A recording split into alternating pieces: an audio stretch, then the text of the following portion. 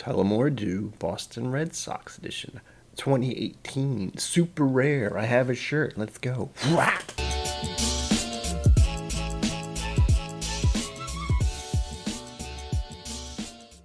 Welcome to KIllco. My name is Brian, and today we're sampling a Tullamore D.E.W. product. As per usual, I've done no research and don't know much about this whiskey, other than it's fairly common, fairly popular stuff. And we're playing off the Boston Red Sox edition thing. I don't watch sports of any sort, so.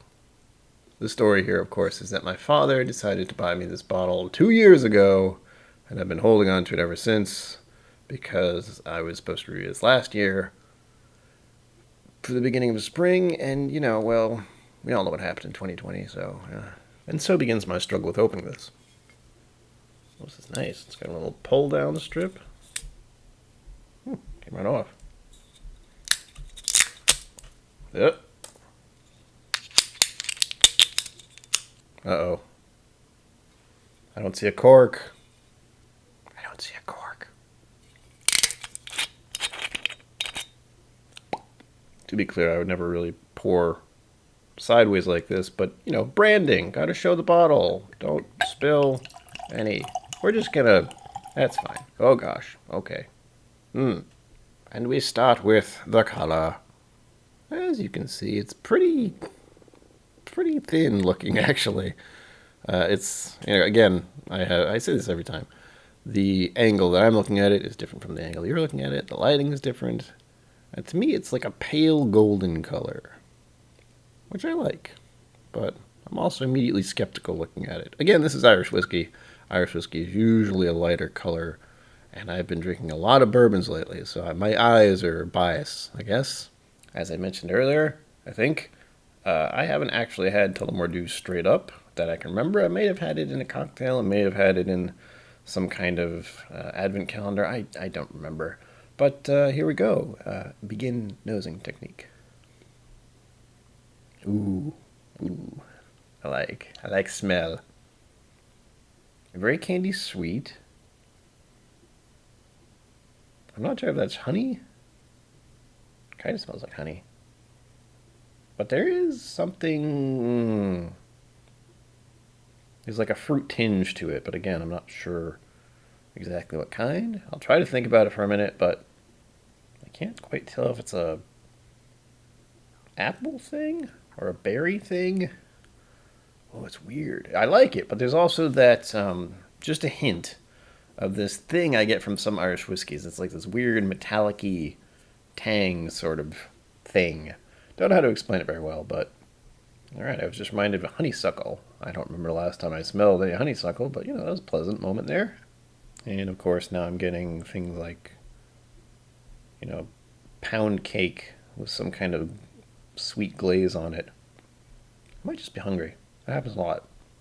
I will admit I was fairly skeptical about this because I'm almost 100% sure this is just Tullamore D.E.W. with a fancy Red Sox bottle. So I have heard things about Tullamore D.E.W. and I'm putting it in a certain category in my mind before even trying it. Shouldn't do that. All in all, it's very sweet, inviting smell. I am curious and I just want to drink the dang whiskey. So first sip, here we go.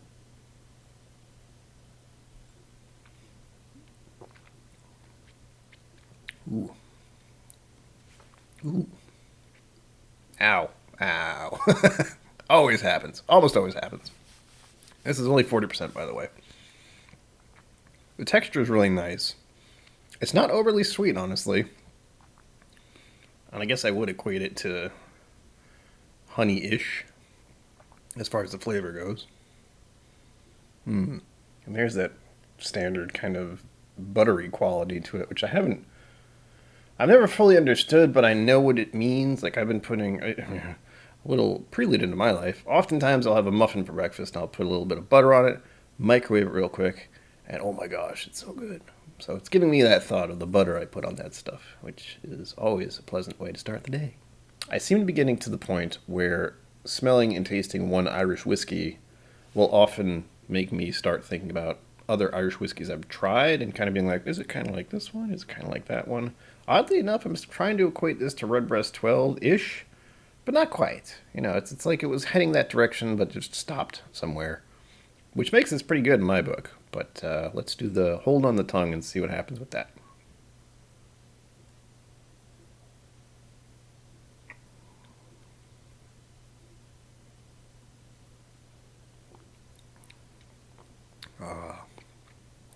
That was very easy to do. Little burn's a little going down, always does. Ooh, a little bit of that prickliness.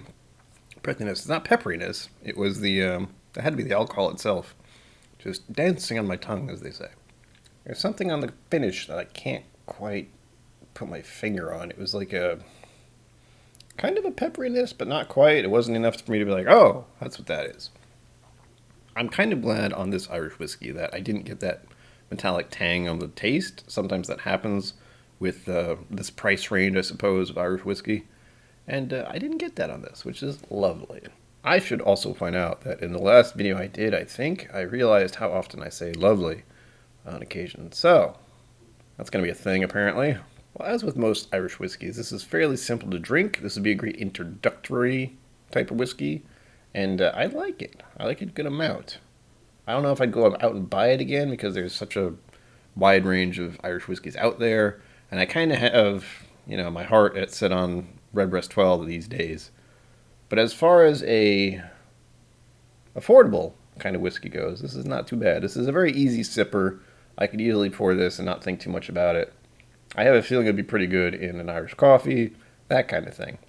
But here's the thing, I'm not even sure how much it costs to begin with. And since this is a special edition, this bottle could be worth more by now. It's worth nothing now that I've opened it, but hey, it had to be drank. As per usual, there's a link down below in the doobly-doo, as it's called, for the whiskey website / app that I use to get some more information about this whiskey. Now, of course, trying to look up something as specific as the Tullamore D.E.W Boston Red Sox edition wasn't happening, so I am under the assumption that they just put Tullamore D.E.W in the bottle and put a fancy label on it. We're going with that. If that's not true, let me know in the comments, because I have no idea. Trying to give some organization to these videos. We begin with the price point, and the average price paid here is around $25 to $27-ish. But again, this was a special edition, and I don't exactly know the price, but I'd say it's probably around $30, give or take. The community nose profile: vanilla, apple, honey, and caramel.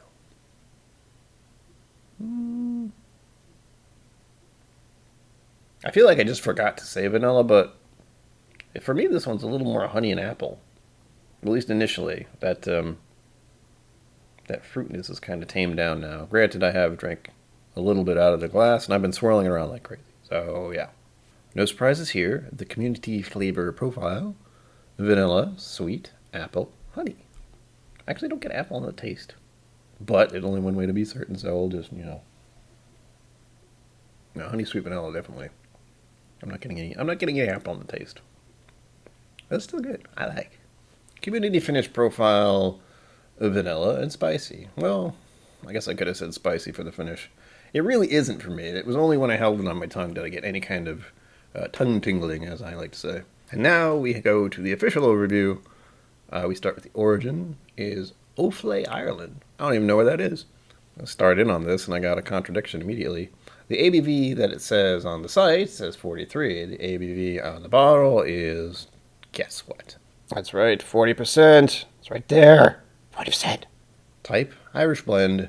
And it does give an age here, which is a bit odd. It says 3 years. It's throwing me off quite a bit. Whatever. I'll take its word for it, I suppose. We'll go over the basics, and then I'll read the blurb, which again is probably just a sales pitch, but we'll see.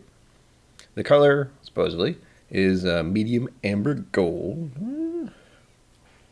I would just say light gold to me, but, to each his own. Official nose: light sweet citrus and green apple combined with vanilla undertones. I don't remember when I had a green apple, but, why not? Official taste: earthy fresh fruit leads to a definite light spice followed by some toasted wood, which evolves into a delicious vanilla sweetness. I feel like I wish I had come up with something like that, just to say it. I didn't. Well, I just said it, but you know what I mean. Official finish. Medium length, buttery mellowness, with a touch of marzipan, accompanying the lingering vanilla. Marzipan. I don't know if I've ever had marzipan. I also don't know why I have to say it like that.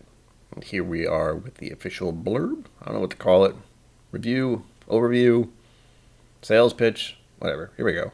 Tullamore D.E.W is the legendary triple distilled Irish whiskey known the world over for its distinctive smooth taste.